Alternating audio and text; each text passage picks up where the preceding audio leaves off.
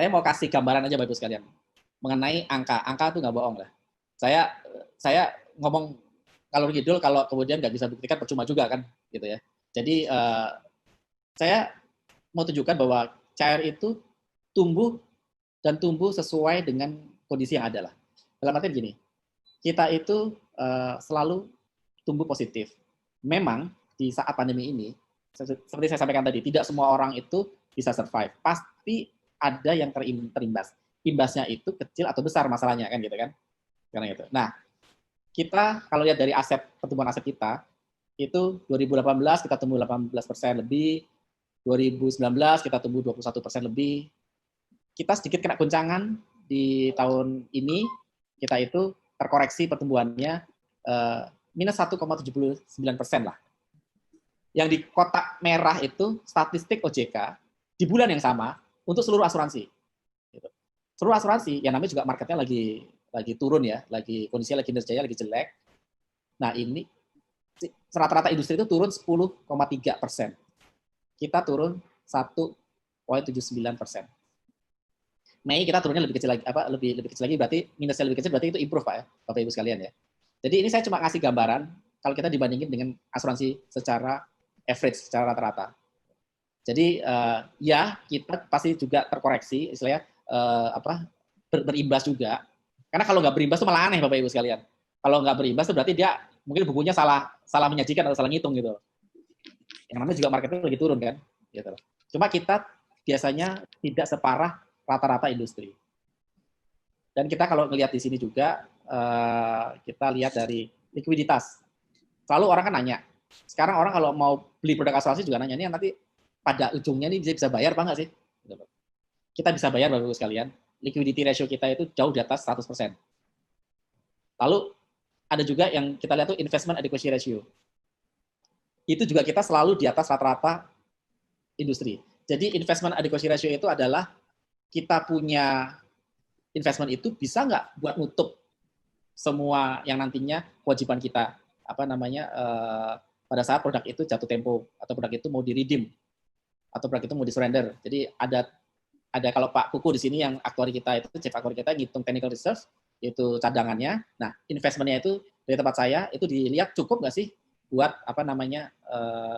membayar kalau misalnya customer itu atau nasabah itu memerlukan uangnya kembali. Dan saya bilang cukup Bapak Ibu sekalian. Angka yang membuktikan di sini, yang paling bawah yang saya kotakin itu industri average-nya, rata-rata industrinya. Rata-rata industri kita dari tiap tahun selalu di atas. Dari tahun 2018 rata-rata industri 110 kita 132. Rata-rata industri tahun berikutnya 112 kita tetap bertahan di 132. Lalu tahun ini pun turun sedikit, ya karena juga rata-rata industri juga turun, tapi kita selalu menjaga di atas rata-rata industri. Ini yang menunjukkan bahwa kita itu sangat sehat Bapak Ibu sekalian. Jadi next. Jadi jangan khawatir kalau dengan 3i, dengan CAR itu terus nanti nggak bisa klaim, terus nanti kalau butuh uang, meskipun saya bilang kita tuh berinvestasi itu untuk jangka panjang, untuk supaya hasilnya itu lebih bagus.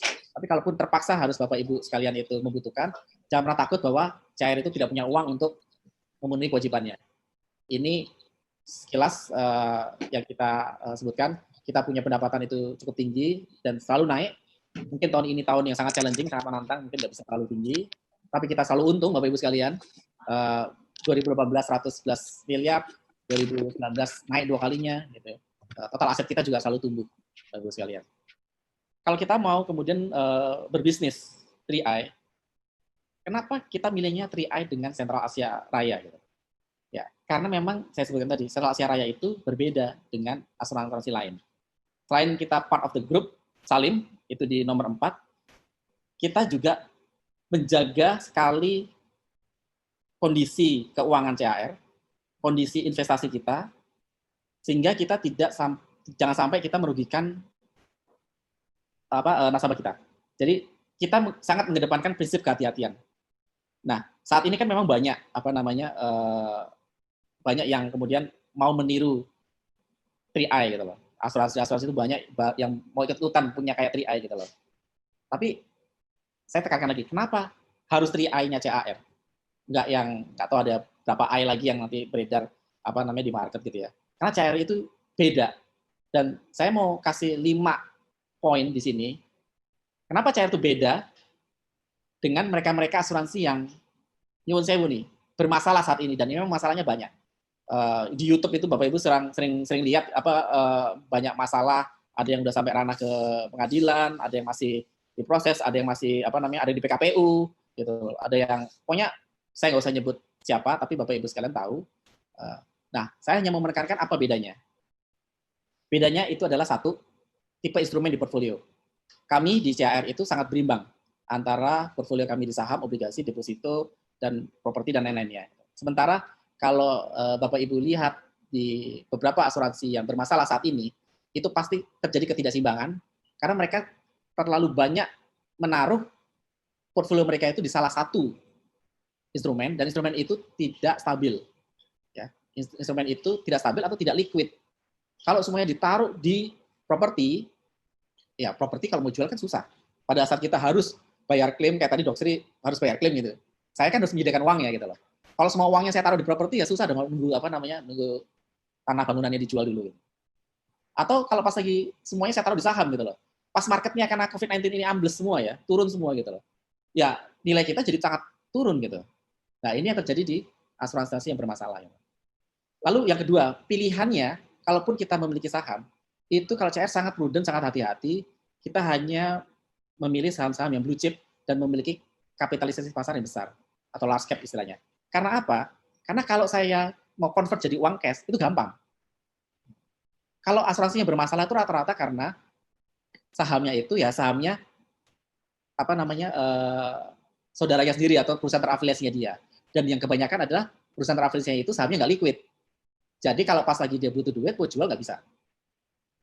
Lalu juga mereka juga kadang-kadang transaksi repo yang kemudian sahamnya juga nggak liquid. Intinya itu.